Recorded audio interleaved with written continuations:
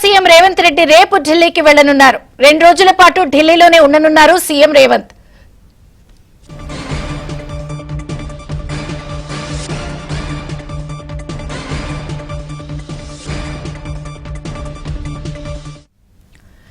Telangana CM Revanth Reddy రేపు ఢిల్లీకి వెళ్లనున్నారు. 2 రోజుల పాటు ఢిల్లీలోనే ఉండనున్నారు సీఎం రేవంత్.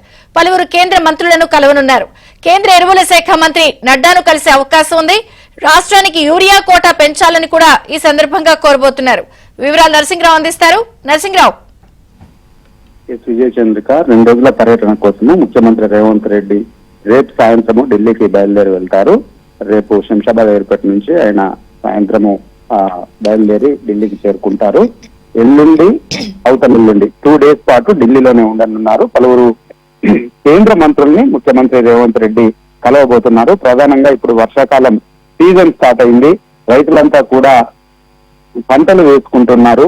సో ఎరువులు కూడా రైతులకు అవసరపడింది. ఇప్పటికే రాష్ట్రానికి ఎంత ఎరువులు కావాలనేటువంటి ఇండెంట్ను కూడా వ్యవసాయ శాఖ నుంచి పంపించారు.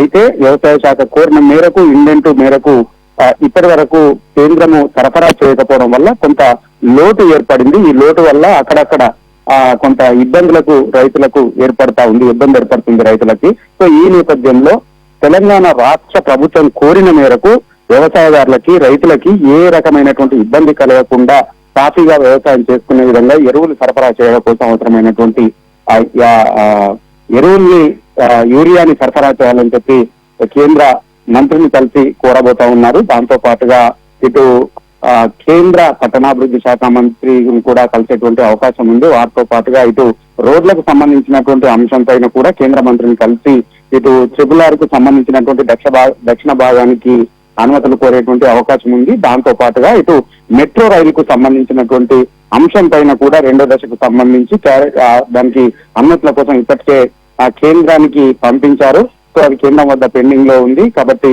ఈ 2వ దశకు సంబంధించినటువంటి అనుమతుల పైన కూడా కేంద్ర మంత్రిని కలిసి కోరబోతా ఉన్నారు. సో దాంతో పాటుగా పలువురు AICC పెద్దల్ని కూడా కలిసేటువంటి అవకాశం ఉందనేటువంటి చర్చ కూడా జరుగుతా ఉంది.